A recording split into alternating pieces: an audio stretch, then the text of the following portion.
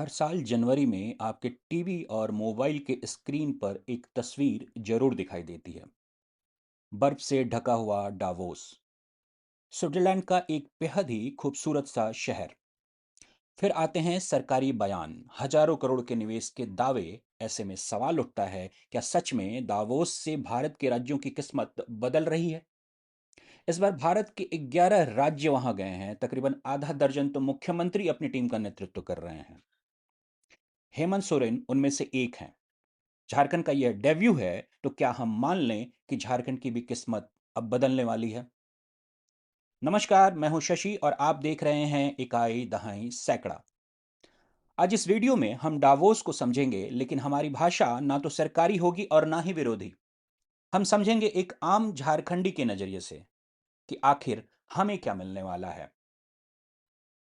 सबसे पहले एक सीधी बात, वर्ल्ड इकोनॉमिक फोरम कोई बैंक नहीं है।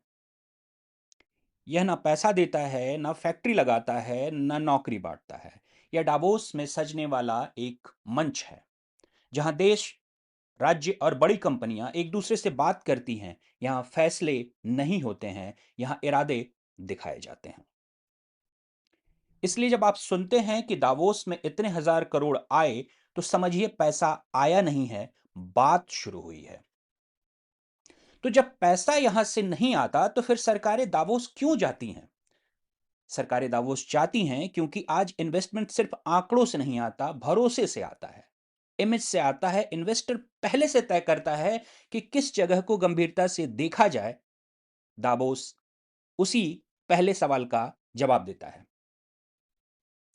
अब सवाल आता है कि झारखंड जैसे राज्य के लिए दावोस क्यों अहम है? क्योंकि सच्चाई यह है कि दुनिया के बड़े इन्वेस्टर हर महीने रांची, भोपाल, गुवाहाटी या लखनऊ नहीं आते। दावोस में हमारे राज्यों के मुख्यमंत्री या उनके नुमाइंदे सीधे इन्वेस्टर से बात करते हैं। महीनों की फाइल प्रक्रिया एक बातचीत से शुरू होती है।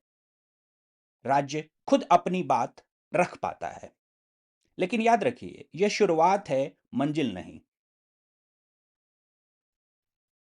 झारखंड के पास क्या नहीं है? खनिज है, पानी है, जंगल है, असुर जाति के ज्ञान से लेकर टाटा स्टील तक के स्टील का इतिहास है, कोयला है। लेकिन झारखंड की सबसे बड़ी चुनौती है भरोसे की कमी। निवेशक डरता है, काम अटकेगा तो नहीं, जमीन का झगड़ा होगा तो नहीं, नीति बदलेगी तो नहीं। ये सवाल दावोस में जवाब मांगते हैं, पर जवाब सिर्फ शब्दों से नहीं, बात की कार्यवाही से मिलते हैं।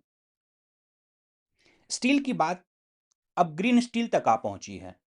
दुनिया में आज स्टील उद्योग बदल रहा है। कम प्रदूषण, साफ तकनीक, नई ऊर्जा। झारखंड भारत के स्टील नक्शे के बीच में है। अगर झारखंड कहता है हम भविष्य का स्टील बनाएंगे, तो यह सही दिशा है। लेकिन सच्चाई यह भी है कि ग्रीन स्टील कोई तुरंत होने वाला चमत्कार नहीं है, यह सालों की प्रक्रिया है। दाबोस सिर्फ दरवाजा खोलता है, काम अंदर आकर करना पड़ता है। अब सबसे जरूरी बात, मीडिया में हम अक्सर बैठक को उपलब्धि बना देते हैं, एमओयू को पैसा मान लेते हैं, इरादे को नतीजा बताते हैं और फिर जनता निराश होती है। आम आदमी को यह सवाल पूछना चाहिए कि दावोस के बाद कौन सी कंपनी झारखंड आई, जमीन पर क्या बदला, कितने फाइलें आगे बढ़ी। यही असली पैमाना है। दावोस जमीन विवाद नहीं सुलझा सकता, स्थानीय विरोध खत्म नहीं कर सकता, प्रशासनिक कमजोरी को नहीं ढक सकता। ये सब काम झारखंड को खुद करने हैं। तो दावोस को कैसे देखें? न जादू की छड़ी की तरह, न बेकार के तमाशे की तरह। दावोस एक औजार है, अगर सही इस्तेमाल हुआ तो फायदा होगा।